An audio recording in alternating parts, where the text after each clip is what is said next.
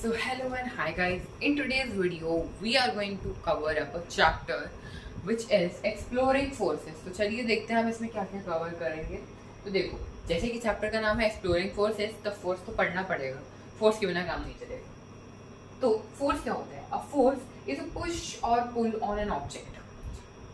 जब भी हम किसी ऑब्जेक्ट को पुश या पुल करते हैं और वो मूवमेंट दिखाता है, तो उसे हम फोर्स कहते हैं. अब तुम आगे पढ़ोगे कि वो फोर्स क्या होता है जहाँ पे कोई एक्शन ही नहीं होता, जहाँ पे कोई मोशन ही नहीं होता.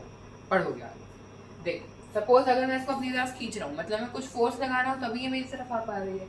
अब मैं इसको अपनी तरफ नहीं खींच रहा, मतलब अपने ऑपोजिट डायरेक्शन में लेके जा रहा हूँ, तो मतलब ये फोर्स नहीं लगा रही है. मतलब मैं फोर्स लगा रहा हूँ और ये आगे जा रही है. ठीक है, ओके. अच्छा जी, इट्स अ वेक्टर क्वांटिटी. अब देखो, ये वेक्टर क्वांटिटी होती है. वेक्टर क्वांटिटी है, ये क्या चीज होती है? देखो, दो टाइप्स की क्वांटिटीज होती हैं, स्केलर और वेक्टर क्वांटिटी. अब इसमें अगर मैं स्केलर की बात करता हूँ, तो स्केलर क्वांटिटी वो क्वांटिटी होती है जिसके पास सिर्फ मैग्नीट्यूड होता है. मैग्नीट्यूड का मतलब होता है वैल्यू. जैसे तुम्हारा स्पीड हो गई, स्पीड के पास सिर्फ वैल्यू होती है. अब वेक्टर क्वांटिटी वो होता है जिसके पास डायरेक्शन भी होता है और साथ साथ मैग्नीट्यूड या फिर वैल्यू भी होती है. ठीक है, क्लियर है ये बात?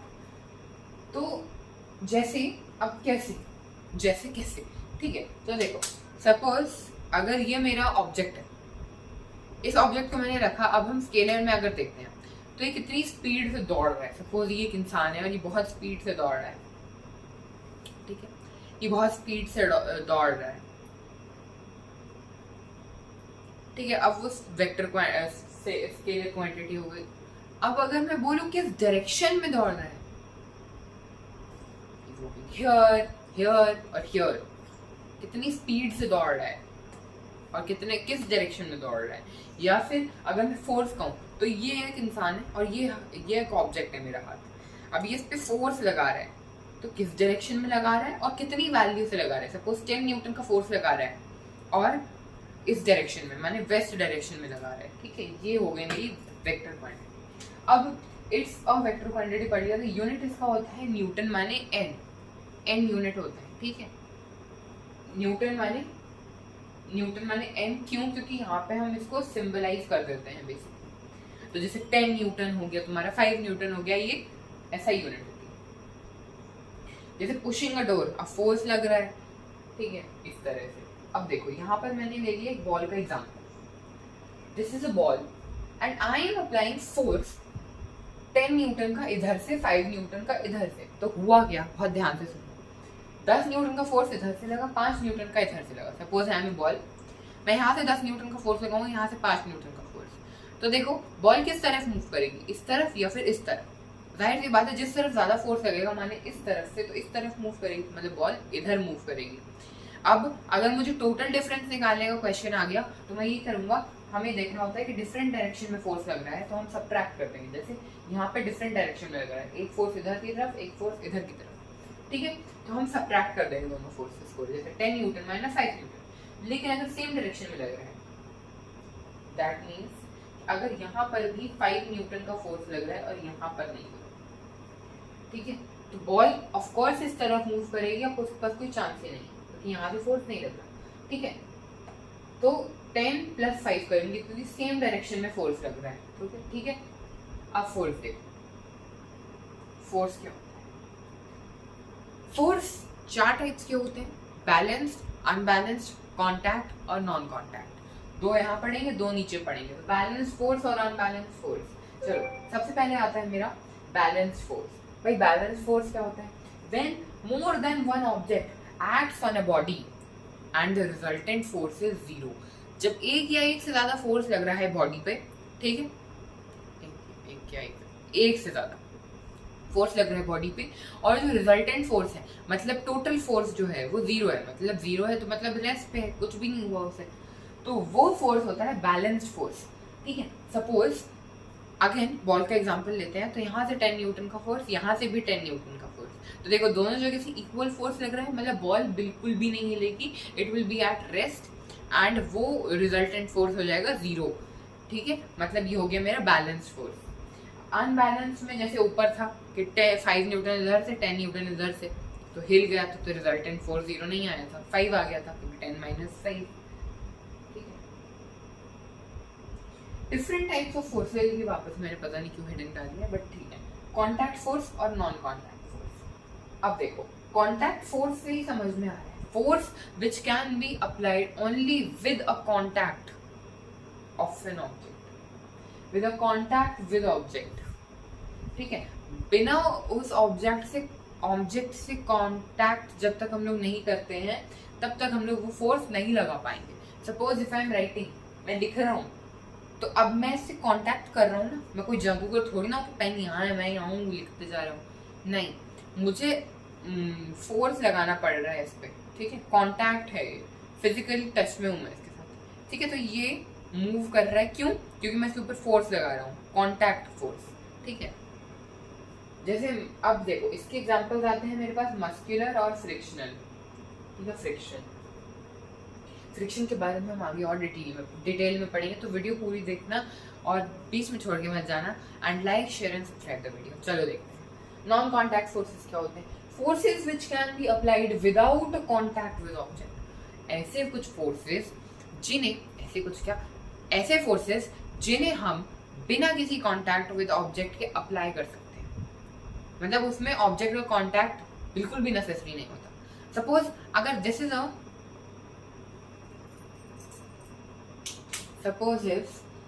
Magnet, this is a magnetic material और मैग्नेट।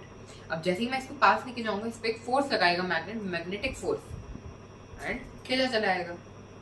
तो फोर्स लगा लेकिन बिना कांटेक्ट के लगा, लगने के बाद वो कांटेक्ट में आया। This is not a contact force, लगने के बाद वो कांटेक्ट में आया ना, पहले तो नहीं था। लेकिन इस केस में यहाँ पे मैं पहले से ही कांटेक्ट में था, फिजिकली टच था, तो वो है कांटेक्ट फोर्स। लेकिन यहाँ पे पहले से फिजिकल टच थोड़ी था, ये तो बाद में आया ना, बाद में जुड़ा ना, तो इसलिए this is non contact force. अब देखो इसमें आ जाते हैं तुम्हारे मैग्नेटिक फोर्स, ठीक है, तुम्हारा इलेक्ट्रोस्टैटिक फोर्स और ग्रेविटेशनल फोर्स।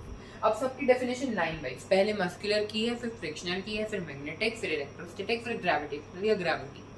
देखो मस्कुलर से क्लियर था, force due to an action of muscle is called muscular force. जब मसल्स का जो एक्शन हो रहा है, बाइसेप्स, ट्राइसेप्स, कॉन्ट्रैक्शन और एक्सपेंशन या कॉन्ट्रैक्शन रिलैक्शन, तो रिलैक्सेशन, उसमें क्या है, उसमें मसल्स एक्ट कर रही, तभी मैं कुछ कर पा रहा हूँ। ठीक है, सपोज अगर मैं लिख रहा हूँ, सपोज आई एम राइटिंग, अब लिखने में क्या हो रहा है, मसल्स एक्ट कर रही, कॉन्ट्रैक्ट, एक्सपैंड, रिलैक्स।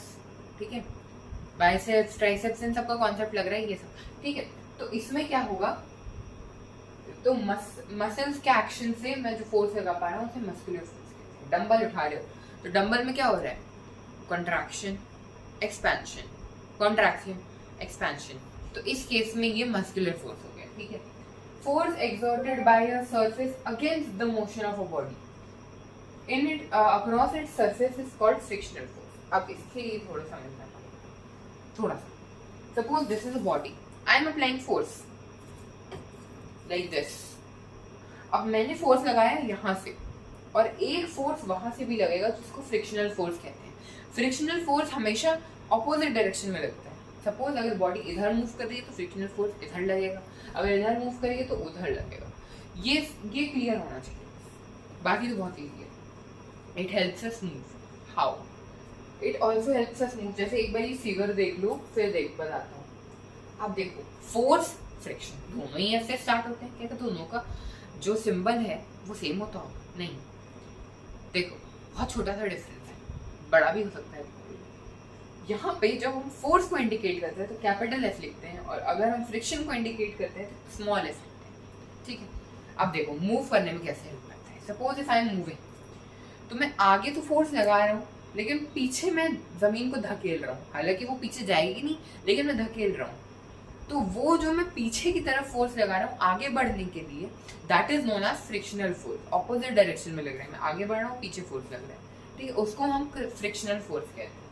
चल, मैग्नेटिक फोर्स क्या होता है? The force exerted by a magnet on another magnet. जो एक ऐसा फोर्स जो हम लगाते हैं मैग्नेट पे, ऑन अनदर मैग्नेट, या तो हम दूसरे मैग्नेट पे लगा रहे होते हैं या कोई मैग्नेटिक मटेरियल पे लगा रहे होते हैं। क्लियर है?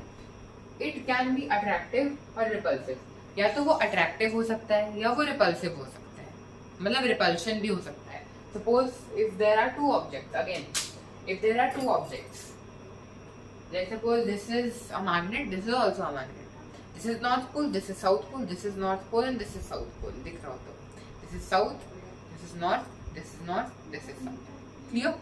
अब अगर मैं नॉर्थ को लाऊं तो रिपेल कर जाएंगे, अगर मैं नॉर्थ साउथ को लाऊं तो अट्रैक्ट कर जाएंगे, इसी तरह से अगर साउथ को लाऊं तो रिपेल कर जाएंगे। ठीक है, ये तुम्हारा मैग्नेटिक फोर्स हो गया। Suppose this is iron, this is magnet, अब इसको अगर मैं लाऊं तो ये अट्रैक्ट कर जाएंगे, राइट, क्योंकि मैग्नेटिक मटेरियल है। उसके बाद जैसे निकल आ रहा है, ठीक है, एक्सेट्रा और भी सारे। इलेक्ट्रोस्टैटिक फोर्स, इलेक्ट्रोस्टैटिक फोर्स क्या होता है? Force exerted by a charge body on another charge और uncharged body, it can be attractive और रिपल्सिव। देखो, जब हम एक फोर्स लगा रहे होते हैं ऑन अ बॉडी चार्ज करके, जब चार्ज बॉडी एक अनचार्ज बॉडी या चार्ज बॉडी पे फोर्स लगाती है तो उस फोर्स को हम लोग इलेक्ट्रोस्टैटिक फोर्स कहते हैं। सपोज अगर ये एक्टिविटी तुमने की होगी, नहीं किया तो करके देखना ना, बड़ा मजा आता है, मेरे को तो बहुत अच्छा लगता है।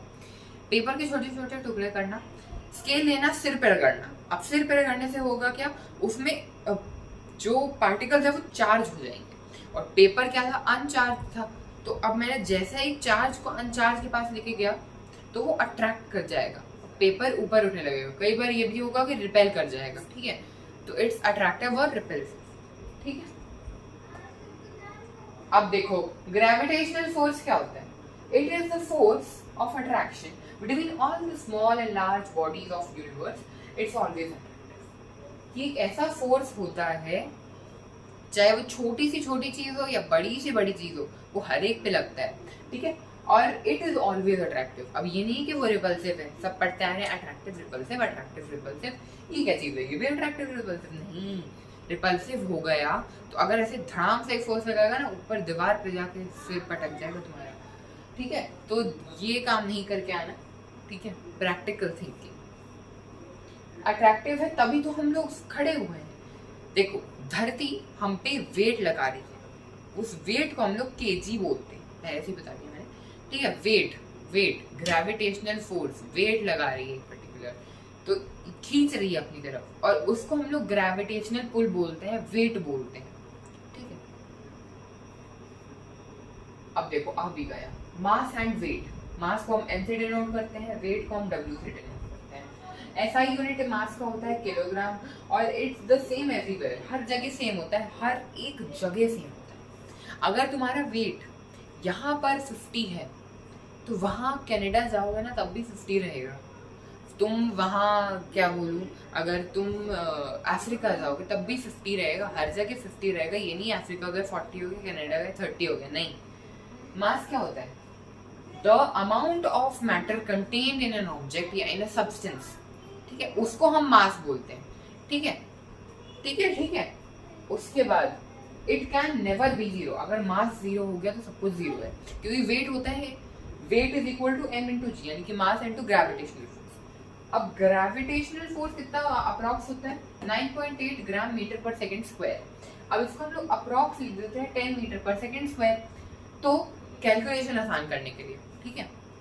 अब मास जीरो हो गया, सोच के देखो, तो weight is equal to 0 into 10, 0 into 10 is 0, तो वेट 0 हो जाएगा, तो मास इसलिए 0 कभी नहीं हो सकता, भले ही वो 0 से इतना ऊपर हो, थोड़ा सा, बहुत थोड़ा सा, 19-20 के फर्क से ऊपर होगा, लेकिन 0 नहीं होगा। 0.1 हो जाएगा, लेकिन 0 नहीं होगा, ठीक है। फिर वेट क्या होता है? It's a force with which a body is attracted towards the centre of the earth. Weight को तुम ग्रेविटेशनल भी फोर्स ही मान सकते हो और ग्रेविटेशनल पुल भी मान सकते हो, ठीक है। ऐसा यूनिट इसकी होती है newton. Varies place to place vary करता रहता है। It's 0 at the centre of the earth. Centre of the earth पे 0 होता है, क्यों होता है? कभी सोच के देखा है? चलो देखते हैं। Suppose I am eight the centre of the अर्थ। अब मेरे पे कोई ग्रेविटेशनल फोर्स नहीं लगेगा, क्यों? क्योंकि मेरे पास सब जगह से इक्वल फोर्स लग रहा है, सपोज यहाँ से भी इक्वल लग रहा है, यहाँ से भी, यहाँ से भी, यहाँ से भी, यहाँ से भी, हर एक जगह से इक्वल फोर्स लग रहा है, इसलिए सब लोग फोर्स लगा रहे हैं तो मैं बिल्कुल सही सलामत हूँ, मुझे फिर फोर्स नहीं लगेगा। अब आपका ये मास, बस कुछ और नहीं बताऊंगा, एक बार भी देखना। मास का होता है ऐसा यूनिट किलोग्राम। अब तुम सोच रहे हो कि मैथ्स में हमने वेट पढ़ा है तो फिर ये केजी क्या चीज़ है। तो देख, जो तुम मैथ्स में पढ़ते हो या जो हम लोग अपना वेट जब नापते हैं तो वो असल में केजी नहीं होता, वो केजीएस होता है, माने किलोग्राम फोर्स। ठीक है, अभी ये इसके बारे में और नहीं बता रहा हूँ मैं, कभी बहुत तसल्ली से बताएंगे, अभी चैप्टर कंप्लीट करना है। तो अब देखो, अब होता है स्प्रिंग बैलेंस। स्प्रिंग बैलेंस क्या होता है? It's used to measure force. The spring gets stretched due to the Earth's gravitational pull on the object on the hook. Therefore, the pointer slides downward on the engraved scale. अब होता क्या है, suppose this is a spring balance.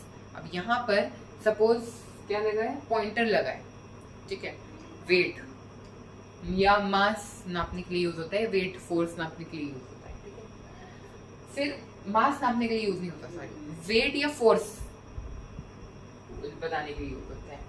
अब होगा क्या, suppose यहाँ पर तुमने एक ऑब्जेक्ट अटैच, यहाँ पर तुमने ऑब्जेक्ट अटैच कर दिया, अब होगा क्या, उस ऑब्जेक्ट पे लगेगा पुल, क्या लगेगा, वेट, क्या लगेगा, ग्रेविटेशनल फोर्स। तो ग्रेविटेशनल फोर्स से वो ऑब्जेक्ट नीचे खींचेगा।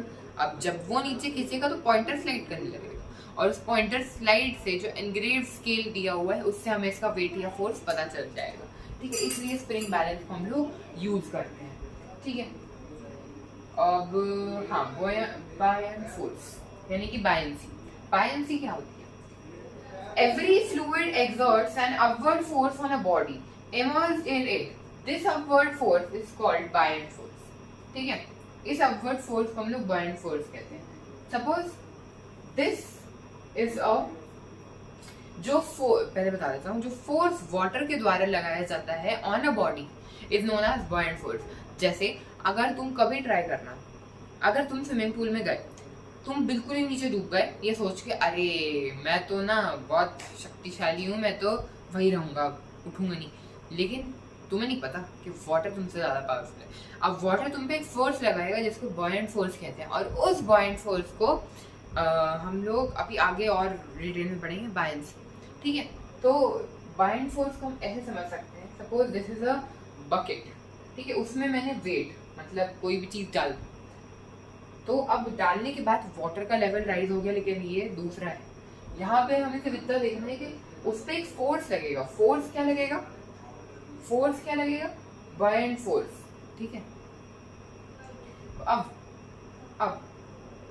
फ्रिक्शन क्या होता है? Friction is the force that resists the relative sliding or rolling motion of two surfaces in contact, acts in opposite direction. Friction वही है जो फ्रिक्शनल फोर्स है। ठीक है, सपोज अगर मैं एक ऑब्जेक्ट को इधर खींच रहा हूँ तो फ्रिक्शन उधर लगेगा, इधर कर रहा हूँ तो फ्रिक्शन इधर लगेगा, ऑपोजिट डायरेक्शन में लग रहा है। और क्या होता है? Resist the relative motion of rolling या क्या बोलूँ मैं, स्लाइडिंग मोशन।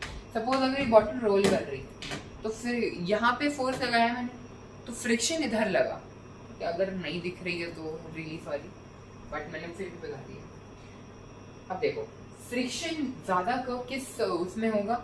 जितनी मेरे पास रफनेस होगी, जितना मेरे पास रफ सरफेस होगा। अब रफ सरफेस में क्या होगा? रगड़ होगी, रगड़ होने से इंटरलॉकिंग बढ़ेगी, इंटरलॉकिंग बढ़ने से फ्रिक्शन बढ़ जाएगा।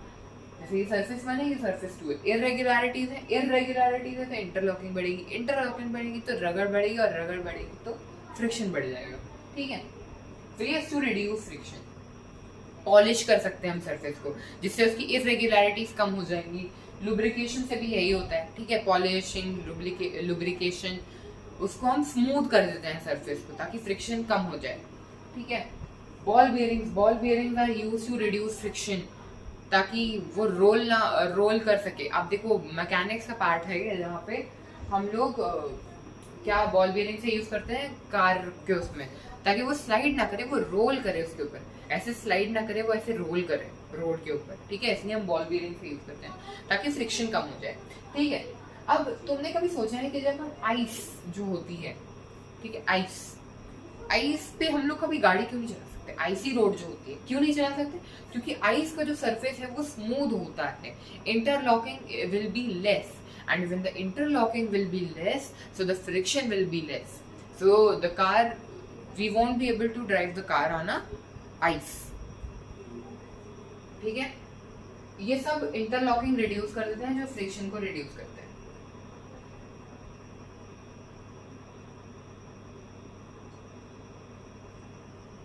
अब मैं एक चीज बताना भूल गया था, इफेक्ट्स ऑफ फोर्स। ठीक है, बीच बीच में शायद मैं कुछ बताना भूल गया, मैंने लिख लिया है। It can change the appearance of the object. Force, suppose अब हर किसी का तो नहीं, लेकिन किसी किसी का कर सकता है। Suppose this is a squishy. अब तुम squishy को जब दबाओगे तो उसका appearance, शेप और साइज चेंज हो जाएगा। ठीक है, It can stop a moving object. अगर suppose ये बॉटल मूव कर रही है तो मैं अपना फोर्स लगाऊंगा और वो स्टॉप हो जाएगी, या फिर अगर रुकी हुई है मैं फोर्स लगाऊंगा वो मूव कर जाएगी। तो ये ही है ये दोनों। फिर उसके बाद we can change the direction of an object.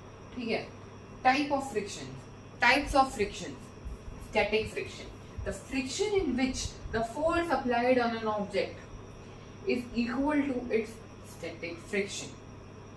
मतलब जब मैं किसी ऑब्जेक्ट पे फोर्स लगा रहा हूँ, सपोज यहाँ से फोर्स लगाया, तो यहाँ से जो फ्रिक्शन लग रहा है भाई, ये उसके इक्वल हो जाता है। मतलब फोर्स इधर से लगा रहा हूँ और इधर से भी जो लग रहा है वो भी इक्वल है। समझ नहीं है, समझा देख, ये एक ऑब्जेक्ट है, यहां से मैं लगाया 5 न्यूटन, यहां से मैंने फोर्स लगाया है, इसमें ध्यान में देना, यहां से मैंने फोर्स लगाया और यहां से जो है उस ऑब्जेक्ट की तरफ से फ्रिक्शन लग रहा है, उसको हम बोलते हैं स्टैटिक फ्रिक्शन। 5 न्यूटन यहां से लग रहा है तो 5 न्यूटन यहीं से लग रहा है। ठीक है, 5 न्यूटन यहां से लग रहा है। तो अब होगा क्या कि वो ऑब्जेक्ट मूव ही नहीं करेगा, क्योंकि बैलेंस फोर्स हो गया ना ये। तो इसलिए अब ऐसा ही होता रहा तो कोई भी ऑब्जेक्ट मूव ना कर पाए भाई। तो इसलिए एक फ्रिक्शन होता है जिसको हम लिमिटिंग फ्रिक्शन कहते हैं। It's the maximum limit of static friction. ये मैक्सिमम लिमिट होती है स्टैटिक फ्रिक्शन की। सपोज अगर इस ऑब्जेक्ट की मूविंग स्टैटिक फ्रिक्शन है 10 न्यूटन, तो 10 न्यूटन तक वो सारा जो भी फोर्स है वो इक्वल कर देगा, बैलेंस कर देगा, रिजल्टेंट फोर्स 0 ले आएगा। लेकिन 10 से जैसे ही बढ़ा, 11 हुआ, 12 हुआ, 13 हुआ, तो वो उसको सहन नहीं कर पाएगा, क्योंकि लिमिटिंग फ्रिक्शन मैक्स था वो 10 न्यूटन। अब वो ऑब्जेक्ट मूव कर जाएगा। ठीक है, अब काइनेटिक फ्रिक्शन। काइनेटिक फ्रिक्शन क्या होता है? Friction on which body acts when it's in motion है। Friction which acts on a body when it's in motion with respect to another. ऐसा फ्रिक्शन जो एक्ट करता है एक बॉडी पर जब वो बॉडी मोशन में होती है। ठीक है, kinetic friction is slightly less than limiting friction. Suppose अगर काइनेटिक फ्रिक्शन अगर लिमिटिंग फ्रिक्शन है 12 न्यूटन, तो काइनेटिक फ्रिक्शन होगा 11.8 न्यूटन, 11.99 न्यूटन, इस तरह से। ठीक है, बट बहुत 19-20 का फर्क होगा, उससे भी कम। स्लाइडिंग फ्रिक्शन, अब इसमें 2 टाइप्स आ जाते हैं, स्लाइडिंग और rolling. When a body slides on another body, जब एक बॉडी दूसरी बॉडी पे स्लाइड करती है तो रोलिंग, उसको हम स्लाइडिंग फ्रिक्शन कहते हैं। रोलिंग फ्रिक्शन में when a body rolls on another body, जब एक बॉडी स्लाइड करेगी दूसरी बॉडी पे, स्लाइडिंग। रोलिंग मतलब रोल, स्लाइड मतलब ऐसे, यूं स्लाइड नहीं, ये तो रोल हो जाएगा। फिर ये जो ऐसे ऐसे करती है ना, ये रोल होता है, ये स्लाइड होता है। तो rolling friction is less than sliding friction, इसलिए रोलिंग फ्रिक्शन में कम फोर्स लग रहा है देन स्लाइडिंग फ्रिक्शन, क्योंकि स्लाइडिंग फ्रिक्शन ज्यादा होता है, रोलिंग फ्रिक्शन कम होता है। ठीक है, इसमें भी 19-20 का फर्क होता है। अब जैसे मैं ये मैं हूँ, ठीक है, अब यहाँ पर ही बहुत ही भारी, क्या बोलूँ मैं, वेसल है, बहुत बड़ा, बहुत भारी वेसल है। अब इसको अगर मैं रोल कर रहा हूँ तो इजीली मूव कर जाएगा, बिकॉज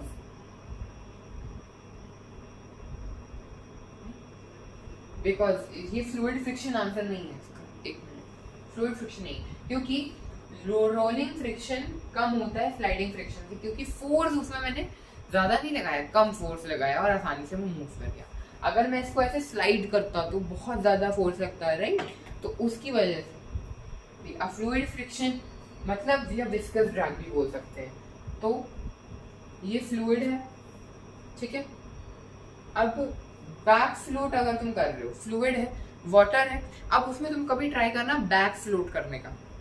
बैक फ्लोट जब तुम करोगे तो बैक फ्लोट में क्या होगा, दैट देखो बॉयंट फोर्स तो लग ही रहा है जैसे तुम ऊपर आ रहे हो, ठीक है।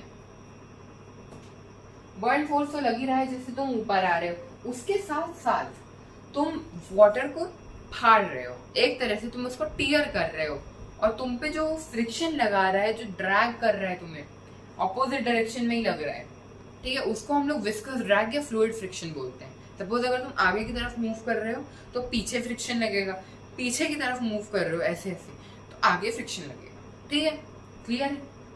तो when an object moves through a fluid, it experiences an opposition in motion, ठीक है, उसको हम फ्लूइड फ्रिक्शन या विस्कस ड्रैग बोलते हैं। Factors on which fluid friction depends, speed of an object, जितनी ज्यादा ऑब्जेक्ट की स्पीड होगी उतना ज्यादा उस पर विस्कस ड्रैग या फ्लूइड फ्रिक्शन लगेगा। विस्कोसिटी मतलब गाढ़ापन, थिकनेस, जितना ज्यादा ऑब्जेक्ट थिक होगा उतना ज्यादा फ्लूइड फ्रिक्शन लगेगा, right. Shape and size of an object पे भी डिपेंड करता है, ठीक है। अब स्ट्रीमलाइन ऑब्जेक्ट, अब जितना ज्यादा ऑब्जेक्ट वैसा है, मतलब जैसे बस है, अब इसमें पहले देखो स्ट्रीमलाइन शेप, एक शेप होता है streamline shape, it's a special shape given to an object to reduce friction. अब क्या होगा, हमें फ्रिक्शन को चीर के जाना है, उसके लिए हम एक शेप दे देते हैं स्ट्रीमलाइन शेप। अब जहां पर तुम देखो जापान, उसमें मैग्लेव जो ट्रेन होती है उसमें कुछ ऐसा सा स्ट्रक्चर होता है, लंबी सी नाक होती है, फिर ऐसे बॉडी जा रही होती है यूं और ऊपर। तो क्यों होता है ऐसा, क्योंकि फ्रिक्शन को कम करने के लिए। देखो यहाँ से इसके ऊपर फ्रिक्शन लगेगा। अब जो कह रहे हैं एयर फ्लूइड नहीं है, क्यों नहीं है? फ्लूइड की डेफिनेशन होती है एनीथिंग विच कैन फ्लो, कुछ भी चीज जो फ्लो कर सकती है, वाटर हो, एयर हो, कुछ भी हो, ठीक है। तो air is also a fluid. अब एयर क्या करेगा, फ्रिक्शन लगाएगा, विस्कस ड्रैग लगाएगा। अब एयर ऐसे जा रहा है तो क्या होगा, एयर इजीली पास कर जाएगा, यू और यू, मतलब ऐसे आया यू को चला गया, मतलब एक तरह से मैंने इसको फाड़ दिया, ठीक है, इसी तरह से तो इजीली जो है कट होके चला जाएगा वो, तो इसलिए कम वो लगता है। अब जैसे अगर यहीं पे तुम एक कार ले लो, रेसिंग कार ले लो, तो रेसिंग कार में भी क्या होता है, ऐसे होता है, क्योंकि वो यूजुअली हाई स्पीड पे चलती है। अब अपनी ही कार लेंगे तो उसमें भी थोड़ा सा ऐसे डंप होता है, फिर ऐसे जाता है। अगर वो कार ऐसे बना दी जाए ना तो उस पर इतना फ्रिक्शन लग जाएगा ना, बस काम हो जाना है, ठीक है। इतना क्या मतलब लगेगा फ्रिक्शन, काम नहीं हो जाना, लगेगा फ्रिक्शन, अच्छा खासा फ्रिक्शन लगेगा। तुम्हारी बस है तो बस में कितना ज्यादा फ्रिक्शन लग रहा है, ज्यादा विस्कस ड्रैग लग रहा है, क्यों? क्योंकि उसका बस ऐसे थोड़ी बनती है, बस तो ऐसे बनती है ना, ठीक है। तो अब लास्ट टॉपिक है, आई थिंक आई होप हाँ, आर्किमिडीज प्रिंसिपल, जिसको हम बायंसी भी कहते हैं, आइए समझते हैं क्या होता है। When a body is submerged in liquid completely or partially, then the liquid exerts a force on it equal to the weight of the displaced fluid. अभी लग रहा होगा ये क्या है, दिमाग खराब करना है क्या? देखो जब पहली बार पढ़ोगे दिमाग खराब हो जाएगा, अभी समझ में आ जाएगा। देखो जब हम किसी भी चीज को पानी में सबमर्ज कर देते हैं, सपोज इसमें वाटर नहीं है, लेकिन मान लो इसमें वाटर है और यहाँ तक भरा है ऑलमोस्ट फुल। अब मैंने एक ऑब्जेक्ट डाल दिया और उस ऑब्जेक्ट ने वो ऊपर आया, फिर नीचे गया और पानी गिर गया, उसको हम डिस्प्लेस्ड फ्लूइड बोलते हैं। और इस ऑब्जेक्ट का वेट मान लो 10 ग्राम्स था और 5 ग्राम्स पानी गिर गया या 4 ग्राम्स पानी गिर गया, तो अब ये कितने का हो गया, ये 6 ग्राम्स का हो गया, ठीक है। अब अगर मुझे पता लगाना है कि क्या ये सही में काम करता है, तो मैं क्या करूंगा, स्प्रिंग बैलेंस इसका वेट निकालूंगा, दिस इज 10 ग्राम्स। अब डिस्प्लेस्ड फ्लूइड अगर का मुझे वेट निकालना है तो suppose that's solid on 5 grams, तो अब 5 और ये कितना बचा होगा 5, तो 5 और 5 को ऐड करेंगे तो टोटल आ जाएगा मतलब 10। ठीक है, अब यहाँ से भी समझ लेते हैं। सपोज अगर मैंने एक ऑब्जेक्ट का वेट नापा स्प्रिंग बैलेंस से, वो आया 65 ग्राम। अब मैंने उसको पानी में डाला, पानी में डालने के बाद पानी का लेवल हुआ अप, माने राइज होते ही पानी गिर गया। अब जो पानी गिरा, जब मैंने उसका वेट नापा तो वो इक्वल था डिस्प्लेस्ड फ्लूइड, मतलब इसका वेट हो गया था मेरे पास 10 ग्राम, अब और इसका वेट हो गया था 55 जब नापा। तो 55 और 10 को जब मैं ऐड करता हूँ, ठीक है, वेट जो मेरे आफ्टर पुटिंग इन वाटर लगा, वेट कम हो गया वाटर में डालने से, और जो डिस्प्लेस्ड फ्लूइड का वेट था, जब मैं उन दोनों को ऐड करता हूँ तो आंसर जो आएगा मेरा वो इक्वल आएगा जो इसका वेट था पहले की तरफ, मतलब 65 ग्राम था। तो अब देखो, अगर तुम 55 ग्राम और 10 ग्राम, अगर तुम 55 ग्राम और 10 ग्राम को ऐड करोगे तो तुम्हें क्या मिलेगा? 65 मिलेगा। ठीक है, तो टोटल वेट आ गया 65 ग्राम। अब ये था लास्ट टॉपिक। एंड अब आपकी जो नेक्स्ट वीडियो आएगी वो आएगी हेल्थ द अल्टीमेट ट्रेजर। तो be ready guys, like share and subscribe the video. This is the end, bye bye guys.